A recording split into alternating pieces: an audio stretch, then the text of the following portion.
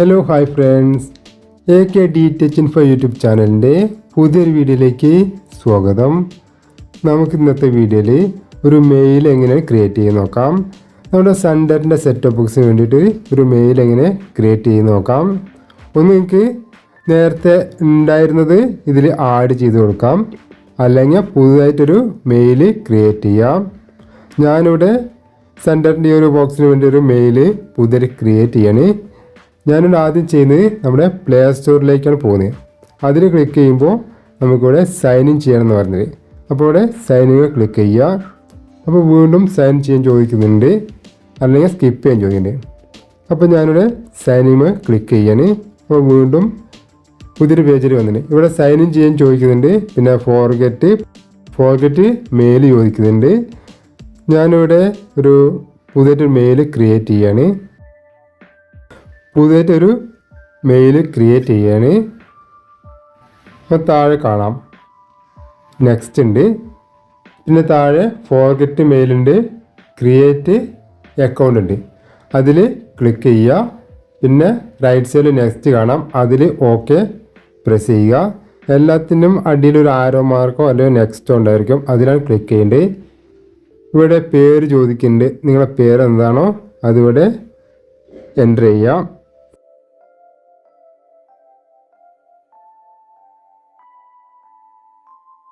അപ്പോൾ എൻ്റെ വീഡിയോ ഇഷ്ടമായി ലൈക്ക് ചെയ്യാനും ഷെയർ ചെയ്യാനും കമൻറ്റ് ചെയ്യാനും മറക്കരുത്. അപ്പോൾ ഞാൻ ഫസ്റ്റത്തെ പേര് കൊടുത്തു, പിന്നെ സർനെയിം ചോദിക്കുന്നുണ്ട്. അതിൽ എന്താണോ നിങ്ങൾ ഉദ്ദേശിക്കുന്നത്, എന്ത് പേരാണോ അത് ഇവിടെ കൊടുക്കുക. അത് കഴിഞ്ഞാൽ താഴെ ഒരു ആരോ കാണാം, അതിൽ ഓക്കെ ഓട്ടം പ്രസ് ചെയ്യുക, അല്ലെങ്കിൽ നെക്സ്റ്റ് ഉണ്ടായിരിക്കും. പിന്നെ നമ്മുടെ ഡേറ്റ് ഓഫ് ബർത്ത് ആണ് ചോദിക്കുന്നത്, അപ്പോൾ ഡേറ്റ് ഓഫ് ബർത്ത് കൊടുക്കുക. പിന്നെ താഴെ മെയിലാണോ ഫീമെയിലാണോ ചോദിക്കുന്നുണ്ട്, അതും നിങ്ങൾ സെലക്ട് ചെയ്യുക. അതിന് ശേഷം താഴെ ആരോ കാണാം അല്ലെങ്കിൽ നെക്സ്റ്റ് കാണാം, അതിൽ ക്ലിക്ക് ചെയ്യുക. അപ്പോൾ നിങ്ങളെ ഡേറ്റ് ഓഫ് ബർത്ത് കൊടുക്കുക. നിങ്ങൾ ഇത് ഓപ്പൺ ആക്കുമ്പോൾ കാണാം മാർച്ച് എന്നല്ല, അതിൽ ക്ലിക്ക് ചെയ്താൽ മാർച്ചോ ഡിസംബറോ ഏതാണോ അതിലേക്ക് സെലക്ട് ചെയ്യാൻ പറ്റും. പിന്നെ താഴെ നമ്പർ ഉള്ളതുകൊണ്ട് നിങ്ങൾക്ക് ഏതാണോ അത് ഓക്കെ ഓട്ടം പ്രസ് ചെയ്താൽ മതി. അപ്പോൾ ഞാനിവിടെ മെയിൽ സെലക്ട് ചെയ്തു, നെക്സ്റ്റ് അടിച്ചു. അപ്പോൾ ഇതിൽ ഏതാണോ മെയിൽ ചോദിക്കുന്നത് അത് സെലക്ട് ചെയ്യുക, നെക്സ്റ്റ് വീണ്ടും ഓക്കെ ഓട്ടം പ്രസ് ചെയ്യുക. അപ്പോൾ അടുത്ത പേജിലേക്ക് പോകും. ഇവിടെ നമുക്കൊരു സ്ട്രോങ് പാസ്വേഡ് ചോദിക്കും.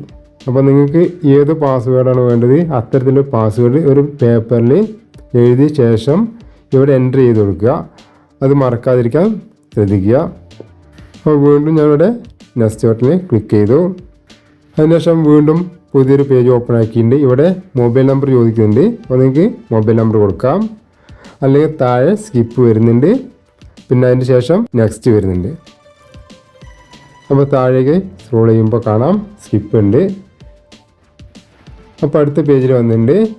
ഇവിടുന്ന് വീണ്ടും നെക്സ്റ്റ് ആണ് ചോദിക്കുന്നത്.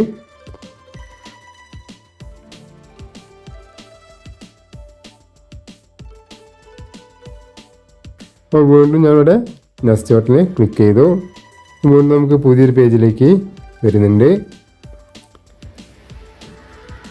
ഇവിടെ നമുക്ക് എൻ്റെ ടേംസ് ആൻഡ് കണ്ടീഷൻസ് ആണ് ചോദിക്കുന്നത്. ഇതെല്ലാം നോക്കി വായിച്ച് മനസ്സിലാക്കിയ ശേഷം താഴെ എഗ്രി കൊടുക്കാം. ഞാനിവിടെ എഗ്രി കൊടുത്തിട്ടുണ്ട്. അപ്പോൾ അടുത്ത പേജിലേക്ക് പോകും. പ്ലീസ് വെയിറ്റ് എന്ന് പറയുന്നുണ്ട്. ഒന്ന് കറങ്ങിയിട്ട് ഇവിടെ എക്സിറ്റ് ചോദിക്കുന്നുണ്ട്. അപ്പോൾ നമുക്ക് ഇവിടെ ഒന്ന് എക്സിറ്റ് ഓക്കെ ബട്ടൺ പ്രസ് ചെയ്യുക. അപ്പോൾ എക്സിറ്റുമേ ഓക്കെ ബട്ടൺ പ്രസ് ചെയ്തു. അപ്പോൾ നമ്മുടെ പ്ലേ സ്റ്റോറിലേക്ക് കയറിപ്പോയിട്ടുണ്ട്. ഇവിടെ ഞാനൊരു ആപ്പും കൂടി ഇൻസ്റ്റാൾ ചെയ്ത് കാണിക്കാം.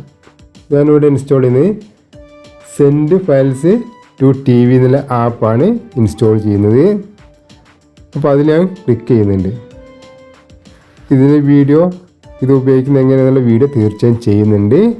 അപ്പോൾ അടുത്ത വീഡിയോ തീർച്ചയായും കാണുക. നമ്മുടെ സൺഡറിൻ്റെ എല്ലാ വീഡിയോ ചെയ്യുന്നുണ്ട്. ഞാനിവിടെ സെൻഡ് ഫയൽസ് 2 എന്നുള്ള ആപ്പ് ഇവിടെ ഇൻസ്റ്റാൾ ചെയ്യണം. അപ്പോൾ ഓക്കെ ഓട്ടം പ്രസ് ചെയ്താൽ മതി. ഇവിടെ നമുക്കിവിടെ കംപ്ലീറ്റ് ആവുന്ന കാണാം.